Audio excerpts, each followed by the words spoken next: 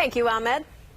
Continuing our coverage now of tomorrow's presidential primaries. This is the first year Michigan has held them in February. Last summer, Governor Whitmer signed a new law moving them back from March 2nd to February 27th. The move angered some state Republicans because the NRC rules say that there can be no primary contest before March 1st.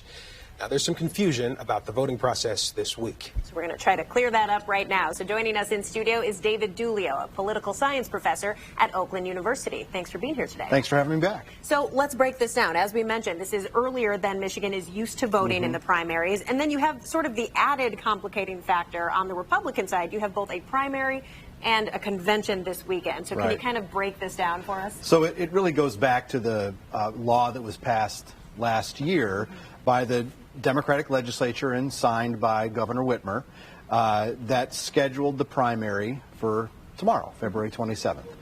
Unfortunately for Republicans, this date is outside of the window that their national party rules permit a state to hold a primary.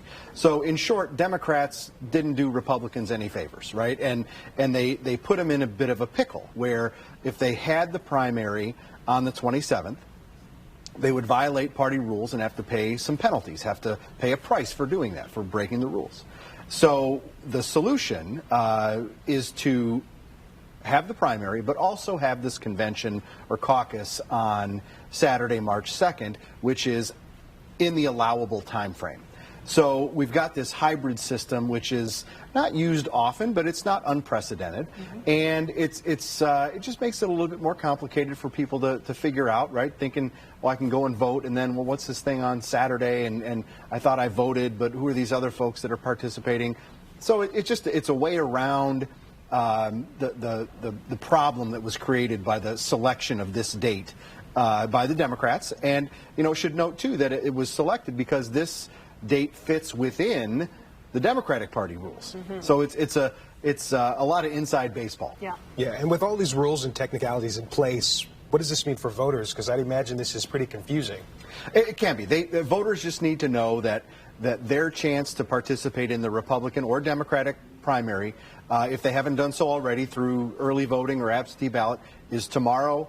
And they can go to their normal precinct and voting location, or if they haven't even registered to vote, they can go and register at their county clerk's office, local clerk's office, get a ballot, and participate on Election Day.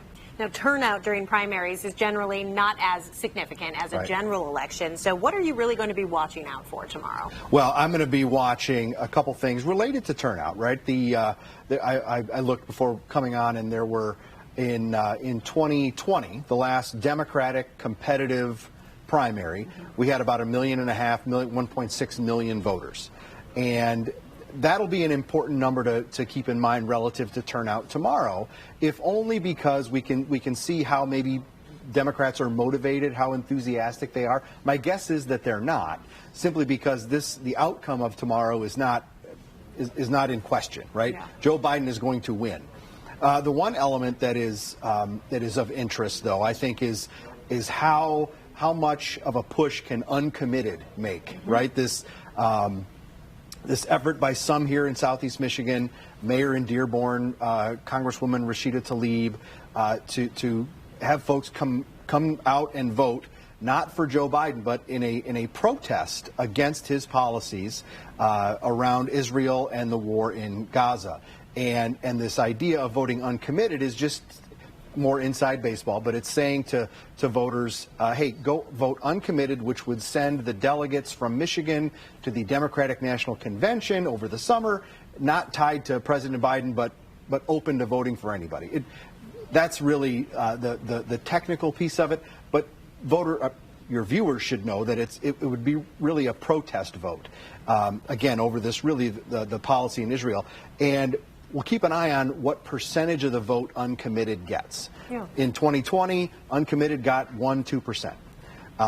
In 2008, uncommitted got 40% of the vote, only because that was Barack Obama's year. He wasn't on the ballot in Michigan, and that was the push then to say, all right, well, Obama's not on the ballot. We want to show our support to him go vote uncommitted rather than, say, for Hillary Clinton or one of the other. Proof that a word-of-mouth vote uncommitted campaign can absolutely work. That's a great point. Absolutely. And it happened, or it got going about the same time frame, right? About that same number of days out from primary day. Yeah. As we've mentioned, this is a first for our state. What is the significance of that to you? In terms of how we vote, well, you know, the mechanisms are different. As I mentioned, we've got a couple of changes. Early voting is one.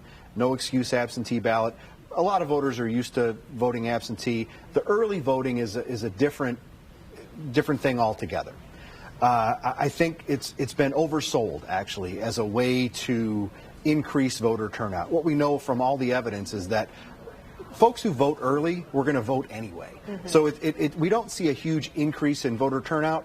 It's just another option for folks to cast a ballot. Maybe makes it easier for them, along with, as we mentioned, no excuse absentee. So Nikki Haley's still on the ballot. She's still in the state today. We heard in Andres Gutierrez's story today that some Democrats are calling on others to essentially be a spoiler vote and vote for Haley, because you can do that in Michigan, being an open primary. What do you make of Haley's vow to stay in this race at least through next Tuesday? Yeah, Nikki Haley is, I think, smartly trying to hang around, keep her name in it, right? This is a presidential primary season like we've really never seen before. On the one hand, we've got these two candidates who we know are going to get the nominations from their party, but very few Americans want it to be a Trump or Biden rematch. And plus, both gentlemen are up in age. You know, you never say never in politics, right?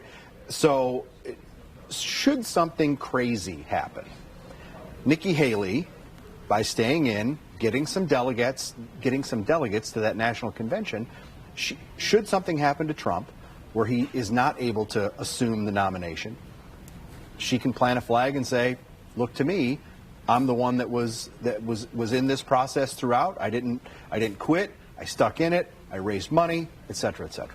Lots of opposition to President Biden. Do you think that that'll have any dent on his chances even moving forward? Well, I do think we have to watch this uncommitted protest vote. I think that will tell us just how motivated those voters are, right? If it really does take a concerted effort to go out and vote for really nobody, right? For a non-person when you vote for uncommitted. But again, the folks that are probably going to do that, I think, are motivated. It's an emotional issue that has got them riled up for obvious reasons. And the real meaning behind that is going to be, as you say, in November, if that uncommitted vote is sizable, that will set off alarm bells in the Biden campaign, if it probably has already.